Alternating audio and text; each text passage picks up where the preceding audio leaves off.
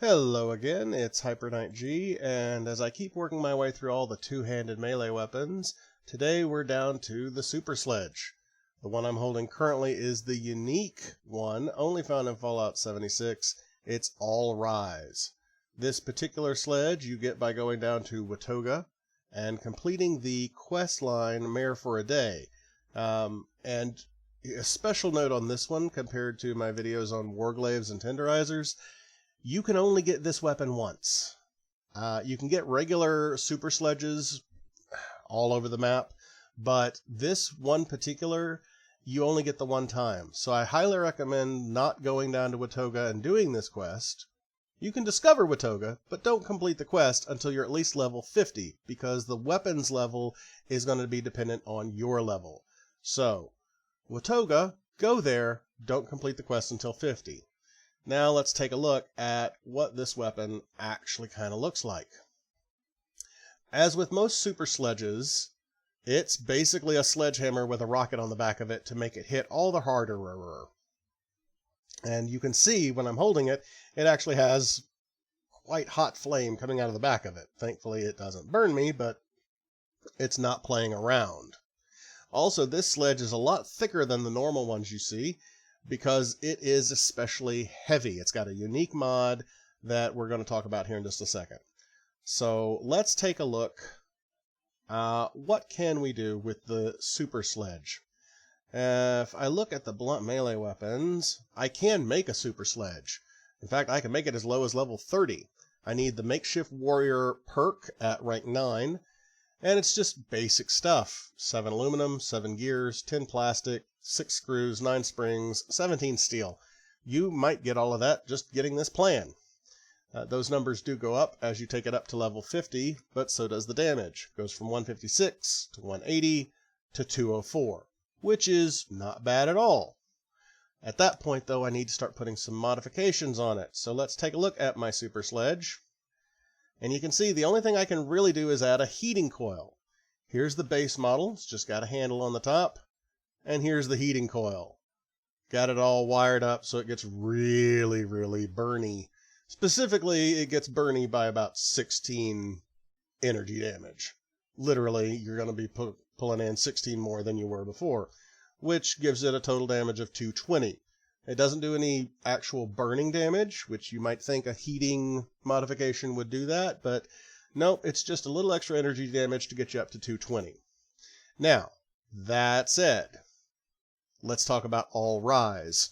This being, the reference to political meetings when a gavel comes down and everybody says All Rise. It's supposed to be the mayor's gavel, so to speak. This one, compared to the regular sledge, you can tell it's already a lot bigger. And that's because it's got the special mod Heavy Rocket. Now, a special note here, don't take this mod off, because you can't do it again. It's the only way to do it. This mod, compared to Standard, which does nothing, and Heating, which adds energy, the Heavy Rocket gives you a chance to cripple, extra limb damage, superior damage overall, but inferior durability. You will be repairing it a lot, so do make sure you keep Makeshift Warrior locked in as an intelligence perk and maxed out at 5.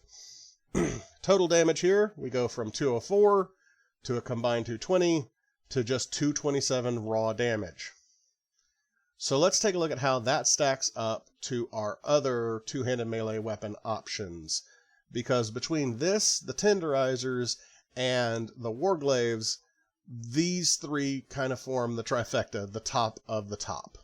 So, coming out of here, if I look at my peppered Tenderizer, seen here, and nothing here actually adds to the damage of this other than the peppered mod. The peppered mod takes it to 209 damage. That's it. My legendary effects here focus on power attack damage, my opponent's armor, and my strength. So the Tenderizer locks in at 209. By comparison, if I come back here and look at All Rise, that 209 is pretty eclipsed by the 227. Should note, however, the All Rise has a reduced weight of 90%, and it adds 10 health. So the All Rise comes in at 2.56 pounds, about 2.5.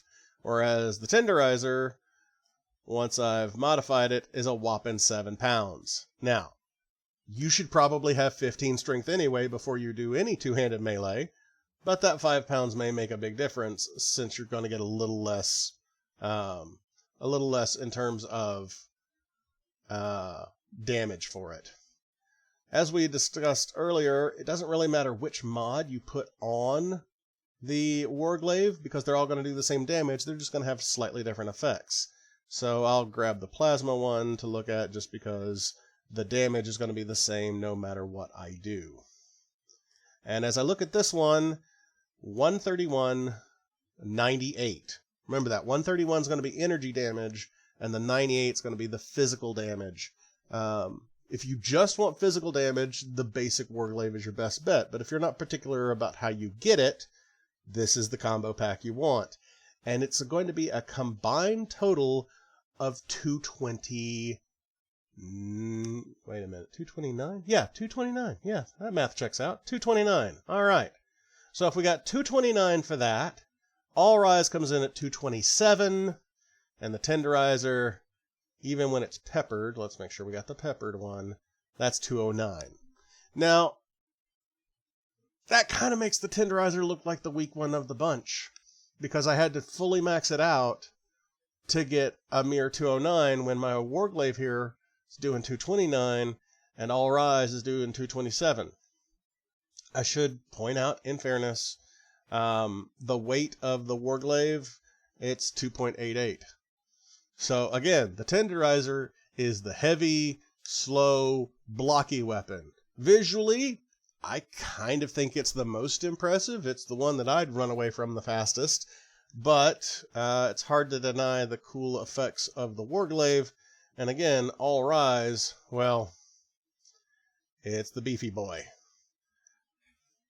And when you swing it, there is a bit of a jet blast flying past you and a vague crashing sound when it hits.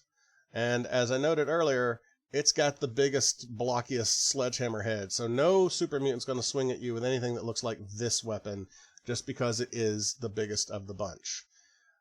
Ultimately, all of these are doing over 200 damage, and none of them is going to kill anything in one hit after one wasteland, so it's kind of down to personal preference. Short version, if you get a Tenderizer, pepper it. If you get a War Glaive, mod it. If you get All Rise, well, here's where you actually have some options, because you're not going to get unique versions of All Rise, but what you can do with it, and I recommend that you do, you can mod its appearance, which you can't do with the other options. I have the Blood Eagle paint, which is just kind of a red paint skin, the Rust Bucket Hammer, which makes it look like a literal bucket full of concrete. Interesting choice, and I do like the spikiness of it, but it's not for me. I like the Strongman Super Sledge. Don't know why I love it, but I do. Makes me look somewhere between Harley Quinn and an anime character. And yeah, that's the good stuff. But again, your mileage may vary. So yeah. Also, kabong. All right, well, I hope this was helpful. This is where we stand. We've got War Glaives, Tenderizers, and the All Rise. They're all pretty good. And my next video, well, I hate sheep squatches. Oh, yeah, like it, I guess, subscribe it, push a button, share it with your friends. I don't know. Whatever you think you need to do with this video, do what makes you feel good. All right. Goodbye, everybody.